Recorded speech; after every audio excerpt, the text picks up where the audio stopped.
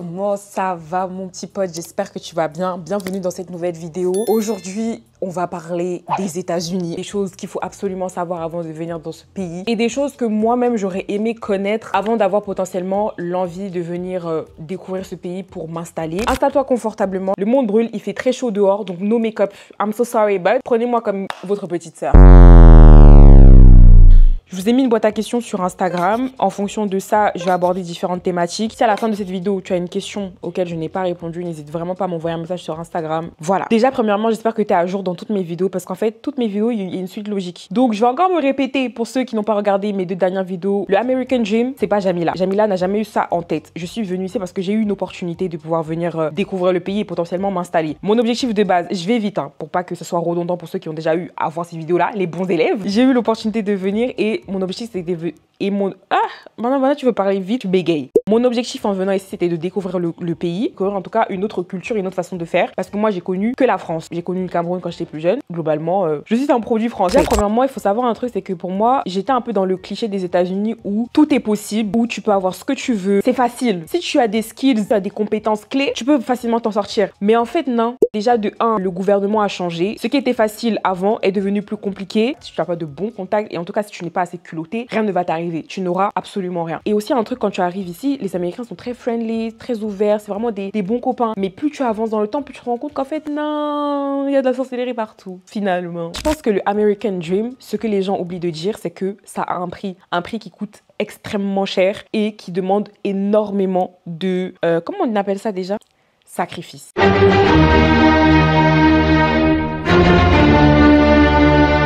Commençons déjà par tout ce qui va être visa, administration. Les démarches pour obtenir un visa sont très longues. Je parle pas d'un visa touriste parce que ça c'est facile. Tu vas sur l'ESTA, tu peux avoir ton visa facilement. En tout cas, quand tu as un passeport européen ou un bon passeport, ça passe. Les démarches pour avoir un visa de longue durée, c'est beaucoup plus compliqué. Il faut monter un dossier, il faut tout prouver, il faut calculer. En fait, j'ai l'impression qu'il y a des dates précises où il faut venir déposer ton dossier, faire les démarches. Tu n'as pas le droit à l'erreur. Si tu fais une erreur dans ton dossier, c'est fini pour toi en fait. Parce que les Américains sont devenus pointilleux et les étrangers, c'est un problème maintenant. Et je pense que vous l'avez même bien vu, toute la liste de tous les pays qu'ils ont décidé de bloquer là, ça en dit long. Et je pense qu'il y a certains pays qui ne peuvent pas encore bloquer parce qu'il y a des accords, il y a des trucs, il y a des machins. Je pense que si les Américains pouvaient aussi nexter un pays comme la France, ils l'auraient fait parce qu'ils sont fous en fait. Ils sont fous. Faut faire attention aux incohérences, faut faire attention aux petits hic. Quant au choix de ton visa, choisis-le bien. Ça veut dire que si tu viens avec un visa voyage, il y a plein de choses que tu pourras pas faire. Tu peux pas travailler. Même en distanciel, là, fais attention parce que si on te chope, le visa touriste te permet aucune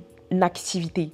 Aucune, zéro, pas une. Comme je vous ai dit, même le freelancing en ligne, tu peux le faire, mais à tes risques et périls. Désolée, je me mets à l'aise. Hein. Après, tu vas avoir le visa étudiant, mais c'est un visa extrêmement rigide. Ça veut dire que tu peux travailler sur ton campus, mais tu vas avoir le droit à seulement 20 heures par semaine de travail. Dépasser ce délai-là, parfois, ça peut être compliqué si on t'attrape. Tu peux pas travailler au black. En tout cas, si tu veux, tu vas. Mais sache aussi que ça a tes risques et périls. Quand je vous dis que Trump a changé la donne depuis son retour au pouvoir, le système est devenu méfiant sur tout type de points. Comme je vous ai dit, c'est vraiment pour tous les étrangers. C'est vrai qu'il y a un passe-droit quand tu as un passeport français, mais quand même, ça...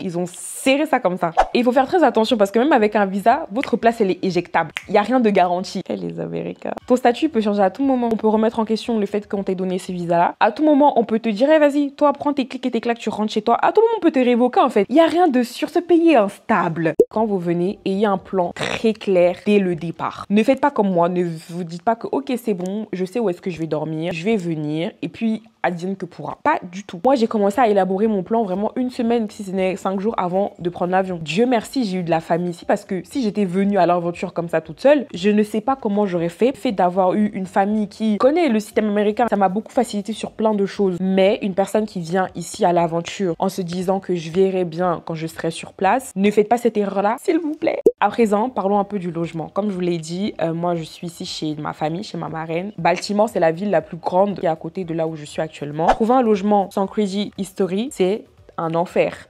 Sans credit history, c'est compliqué. Tout passe avec le crédit ici. Si tu veux acheter, même la location, parfois c'est compliqué. Tout est avec un crédit. Ça veut dire qu'ils incitent à la consommation de fou. Moi, j'ai jamais vu ça. J'ai jamais vu un pays où on t'incite autant à consommer, à dépenser, alors qu'on sait pertinemment que tu n'as pas potentiellement les fonds. Mais on te dit, tiens, dépense, il faut que tu ailles dépenser en fait. Si t'es de confession musulmane, je sais que le crédit, c'est pas autorisé. En tout cas, les crédits avec des taux d'intérêt. Donc fais très attention aussi. Ça, c'est aussi un critère à prendre en compte. C'est que, est-ce que tu vas passer au-dessus? Comment tu vas faire en fait? J'ai toujours pas trouvé de solution par rapport à ça parce que du coup, c'est un critère qui est quand même assez important. Moi, je me vois pas faire des crédits toute ma life pour pouvoir vivre. Je me vois pas du tout faire ça. Quand tu viens t'installer ici, prévois un budget, une grosse enveloppe et au moins 3-4 fois le loyer d'avance. Prévois les dépenses annexes. En fait, prévois tout. Prévois un bon budget parce que les États-Unis, ça coûte extrêmement cher. Ajoutez les taxes sur les taxes, sur les taxes, sur les taxes, sur les taxes, sur les taxes, sur les taxes. Ça coûte extrêmement cher. Je pensais que Paris coûtait cher. Et puis j'ai vu les States en fait. En réalité, ça revient un peu à la même chose qu'à Paris parce que quand tu fais la conversion, le dollar est plus faible que l'euro maintenant. Donc du coup, bon, vas-y, tu gagnes 10 euros, 5 euros, 1 euro. Faut vraiment avoir un bon budget pour ton internet, ton abonnement téléphonique, pour tout ça. Faut vraiment avoir un bon package. Un truc que moi je savais pas, dans certaines villes comme New York, il me semble, les Airbnb c'est interdit. Aller dans les hôtels de New York, comment vous dire que ça aussi, Airbnb c'est bien au début, mais jusqu'à quand en fait? Avant de venir, même carrément, si vous pouvez vous brancher avec des agents immobiliers qui sont déjà sur le territoire, vous essayez de voir avant même d'être dans le pays pour savoir comment ça se passe, quel serait potentiellement le budget, combien vous devriez investir pour avoir un logement. Parce que quoi? Ils blaguent pas ici.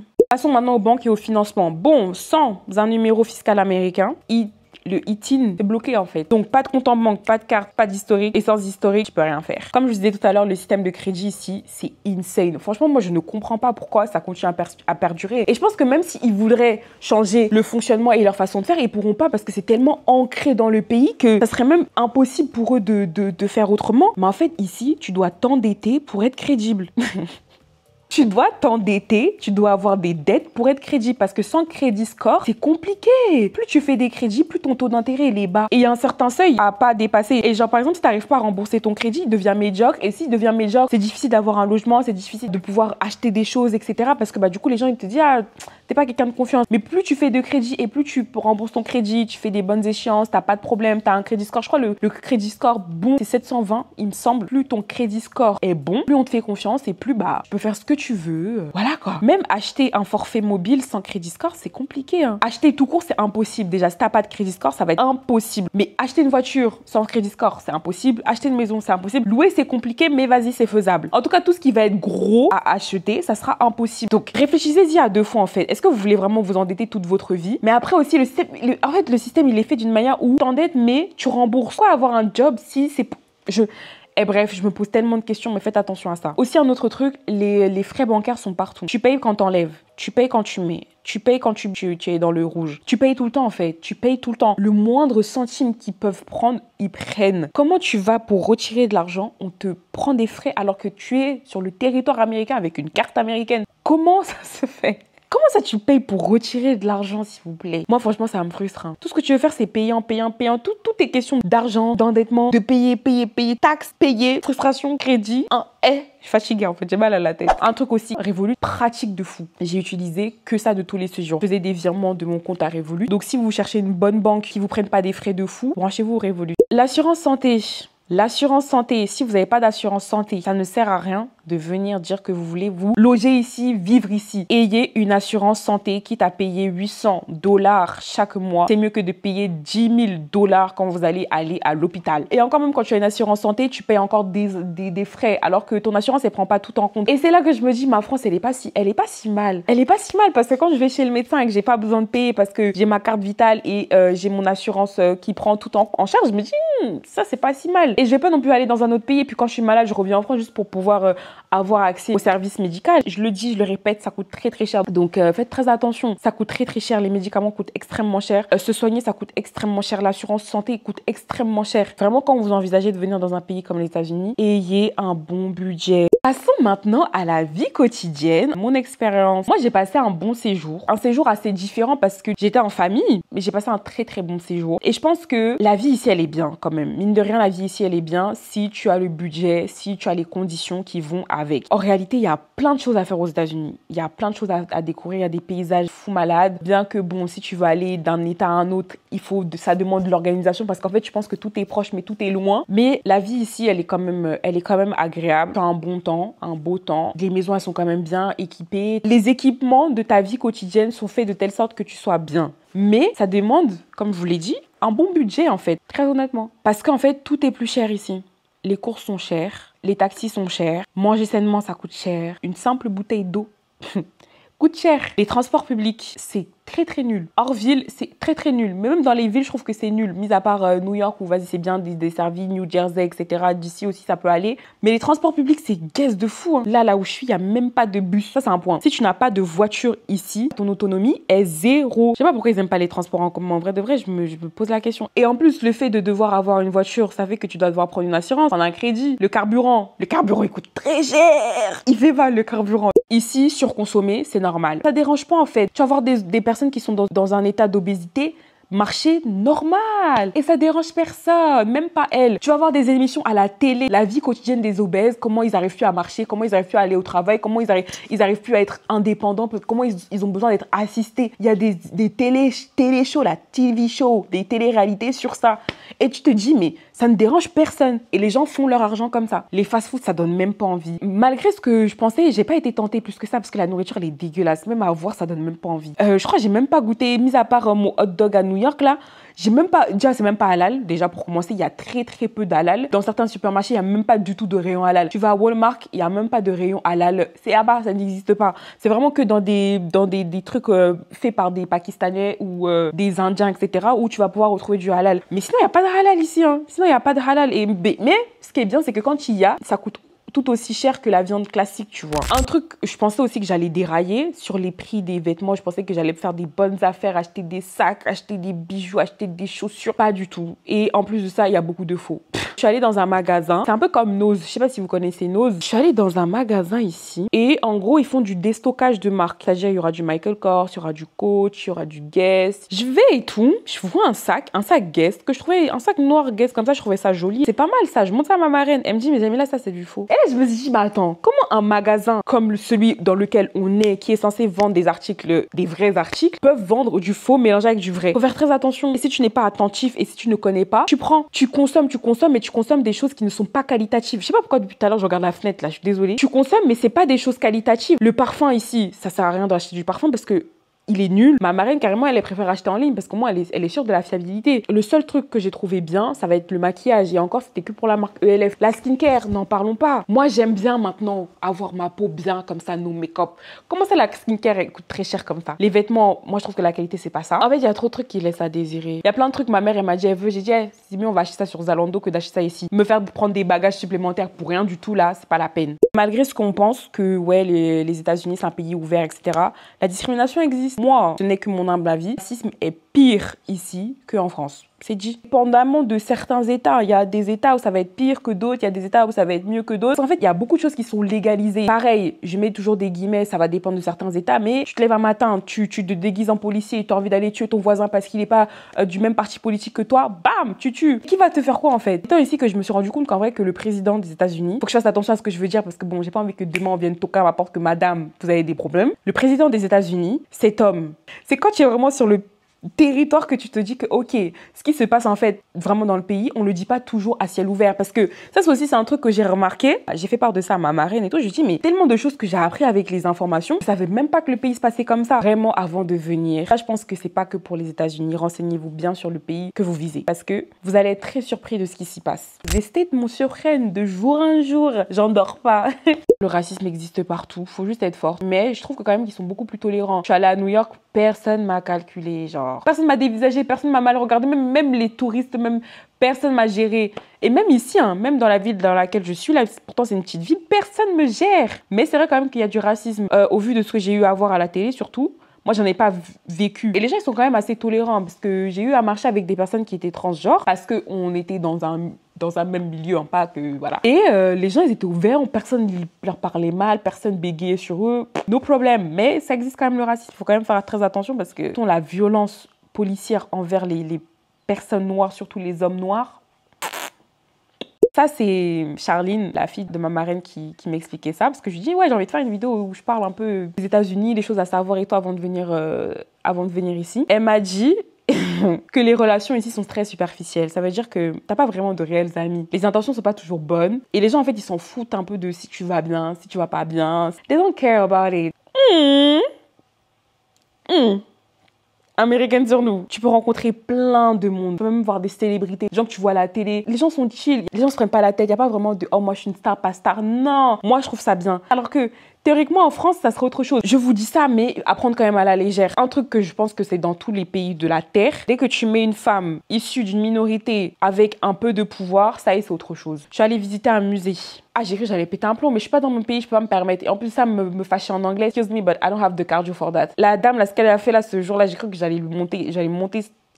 Bref, tu peux vite te sentir seule dans ce pays, je pense, parce que tu peux rencontrer plein de gens et tout, mais chacun a sa vie, en fait. C'est la fast life ici. C'est la fast, soft, good life. Ça dépend. Et je pense que venir ici seule, émotionnellement, ça doit être cardio. Je pense que si j'avais été vraiment totalement seule ici, j'aurais pété un plomb parce que du coup, t'as un décalage énorme avec la France. Tu dors pas beaucoup, parce que moi, je pense que depuis que je suis arrivée ici, j'ai pas fait une bonne nuit, en fait. Je suis sous décalage horaire depuis le début. Peut-être le premier jour et quand je suis rentrée de New York, c'est là où j'ai bien dormi. Mais sinon, le décalage fait que, il faut que tu te connectes quand même aux horaires de la France pour être un peu à jour. Quand même que tu essaies de sortir et enjoy ici. Enfin, émotionnellement, c'est compliqué quand même. À présent, parlons un peu de l'état d'esprit de ta personne et tout. Si tu es croyant, ta foi peut être vite mise à l'épreuve, surtout si tu es de confession musulmane, parce qu'ici, le halal, c'est rare. Fêtes religieuses comme le ramadan, c'est skippé. Le fait que tu sois une femme voilée, etc., dans certains lieux, certaines conditions, certains métiers, c'est compliqué. Il y a quand même toujours ce petit truc-là, mais ce n'est pas propre qu'aux États-Unis, hein, ça, c'est partout. Mais en tout cas, il faut be careful about that. Ce qui est bien quand même, c'est que par rapport au travail, c'est beaucoup plus facile. J'ai eu à croiser des femmes dans des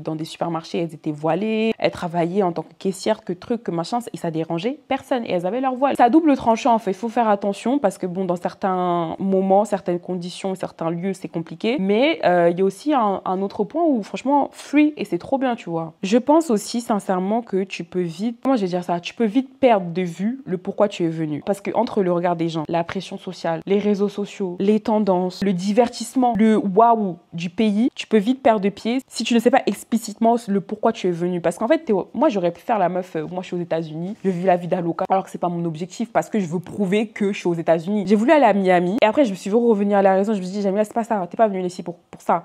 Et je voulais aller à Miami, pourquoi? Parce que je voulais voir Miami, c'est vrai. Mais parce que aussi, je voulais montrer que moi aussi, je suis allée à Miami. Et c'est pas pour ça que je suis venue là. Moi, je suis venue là parce que j'avais un but très précis. Je suis venue là pour essayer de vivre vraiment comme une Américaine, comme une résidente du pays et non comme une touriste. Et donc, du coup, c'est un truc que je me suis pas permise de faire parce que déjà, ça allait être hors de mon budget. Et parce qu'en fait, tu veux prouver quoi à qui? La seule personne à qui tu dois prouver des choses, c'est à toi-même. Donc, pourquoi tu veux divaguer de ton but? Ça ne sert à rien. J'avais prévu déjà que, ok, New York, je voulais faire. Autour de la country où je suis là, s'il y a des trucs à faire, je vais faire. C'est vrai que j'avais noté Miami, mais parce que, vas-y, je voulais aussi aller voir un peu comment les gens, ils bougent.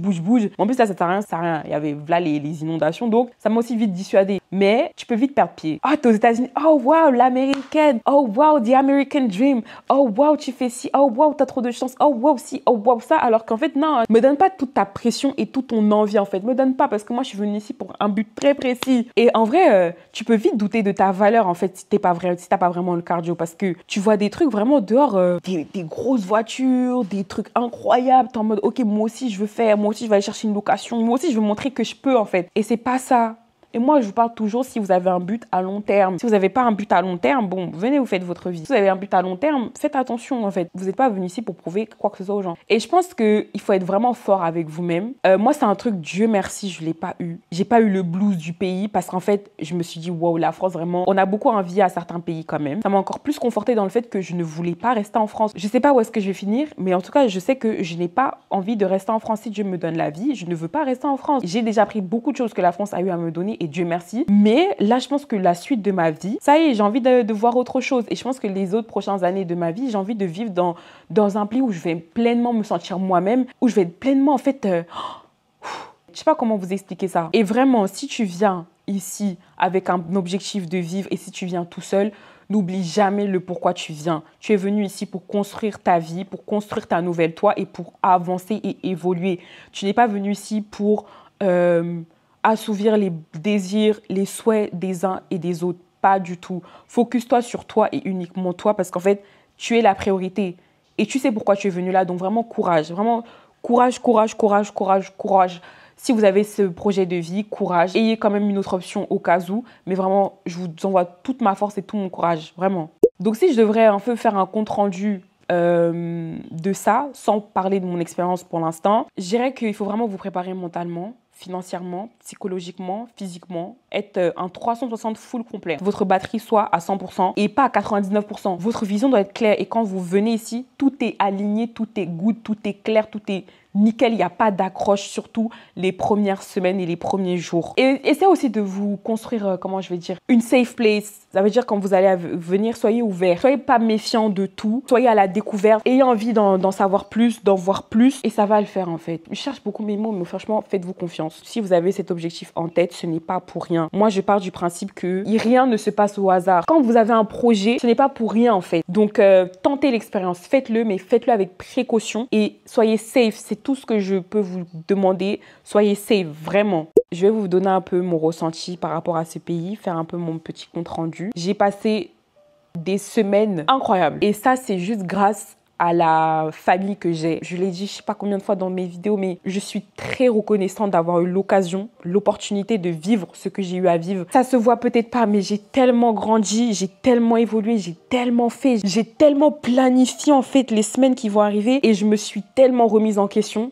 J'ai pris des décisions énormes. Ça veut dire qu'en quittant la France, j'avais une certaine vie, j'avais un certain statut de vie et tout. Et puis, en arrivant ici, j'ai dit, vas-y, je coupe tout, en fait. Je sais ce que je veux et je sais qui je suis, en fait. Il y a quelqu'un qui m'a dit ça derrière moi. Il m'a écrit un message en me disant, Jamila the Goat. Et j'étais en mode, ah, vas-y, il me chèpe. Mais franchement, je suis quelqu'un, je vous assure, je vous le souhaite du plus profond de mon cœur, d'avoir cette assurance-là. Oh non, j'ai pas envie de pleurer sur Internet, ça va me saouler, là, par contre. Je suis un peu émotive parce que mon séjour touche à sa fin. C'est le moment où j'arrête de vous regarder. Je pense que toute la pression que je m'étais mise avant de venir, parce que avant de venir, j'ai même pas pleuré, même pas une larme. J'étais très stressée. Genre, on a essayé de me faire comprendre que vas-y, j'étais peut-être pas forcément légitime, mais en fait, ce que je voulais faire, ça n'avait pas forcément du sens ou quoi. Je suis tellement fière de moi. Je dirais pas que je suis devenue une autre personne, mais je suis devenue vraiment la personne que je suis censée être en fait. J'ai plus peur. C'est sûr que demain, je vais encore avoir des doutes ou quoi, mais vous savez, j'avais ce sentiment au fond de moi qui me disait qu'en fait, je sais pas comment vous expliquer. Et c'est là que je me rends compte qu'en fait, j'ai vraiment enlevé un clou de mon pied. Même pas une épine, c'est vraiment un clou qui était planté que j'ai fait, ok,